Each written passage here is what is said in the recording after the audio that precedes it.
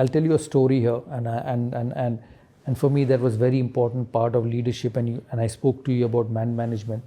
There was Sehwag batting with me in the middle, and we were chasing that night 320 where I took my shirt off. And I was very upset at lunch because England got 300, 325. And in those days, this was about 2002, you very rarely chased 325. It's not like modern day cricket where you just keep hitting, and the game has changed a lot. So I was walking down this long room at Lord's, and Sehwag was whistling behind me. He had his pack. He was that sort of a person. He was whistling behind me. So he turned up to me and in Hindi, I abused him and said, "Ek to 325 banane dete, uske upar you think it's a joke." So he walks past me and said, "Skip, we're going to win this." I said, "Let's see." So we went. We started very well, both of us. And after 7 overs, we were about 70 for no loss. I was batting on 40 odd, and Sehwag was also batting.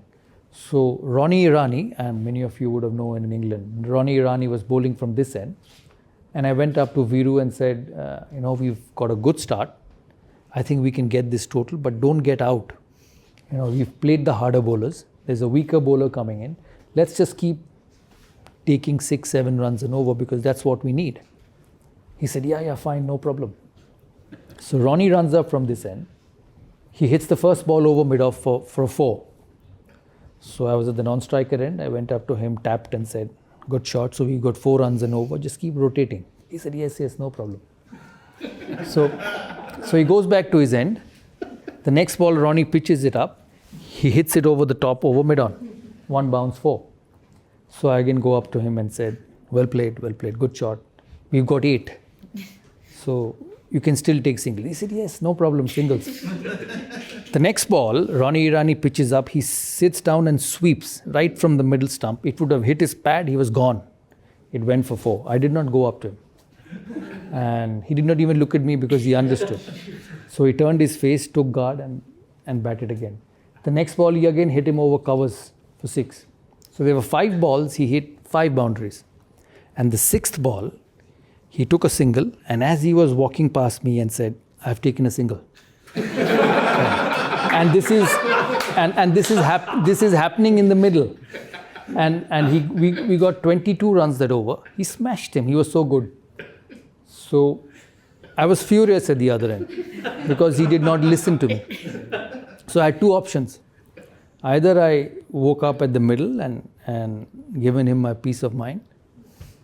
So I took a couple of minutes to pull myself back and went up to him and I said, keep concentrating. So I didn't tell him anything. He played an absolute blinder of a knock and we won. We finished the game, we won, and as I sat in this dressing room upstairs, he was slightly far away from me and I was sitting here. I kept thinking to myself, I said, today you won this game because that gentleman at the other end just took the opposition bowler on. And what were you thinking of telling him? That be conservative, take a single, go to the next over. But here was one person who felt that he could hit him for 20 in that over and turn the game around. And I say this to all of you here because sometimes as a leader, when you work with different people, you have your own way of doing things, your own way of being successful, and you go and tell him, hey, this is the way I think is right. Let's do it. And we'll win that way. But there's the other person who's more talented, who's more gifted, who looks at things differently and probably has a better solution than you. And it was Sehwag that day who had a better solution than me. And it taught me a lot. We did win the game, but it made me a better captain. And a couple of days later, I met him at the breakfast. I said, why did you do this?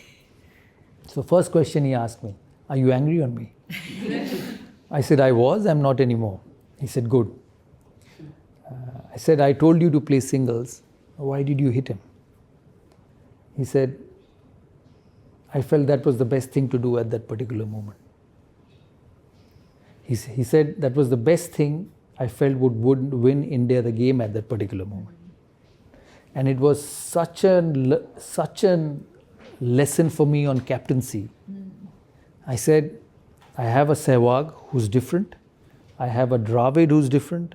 I have a Ganguly who's different and I have a Harbhajan Singh who's different. They can't play the same way.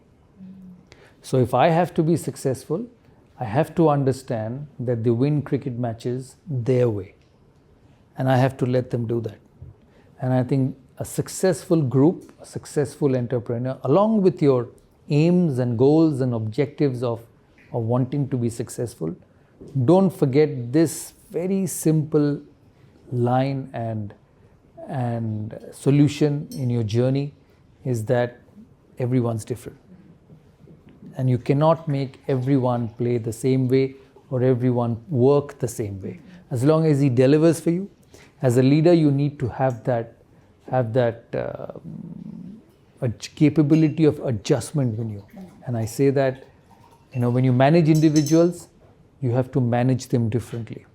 Yeah, and you cannot expect every individual to behave, react, work, and do things the same way. That is very important in leadership.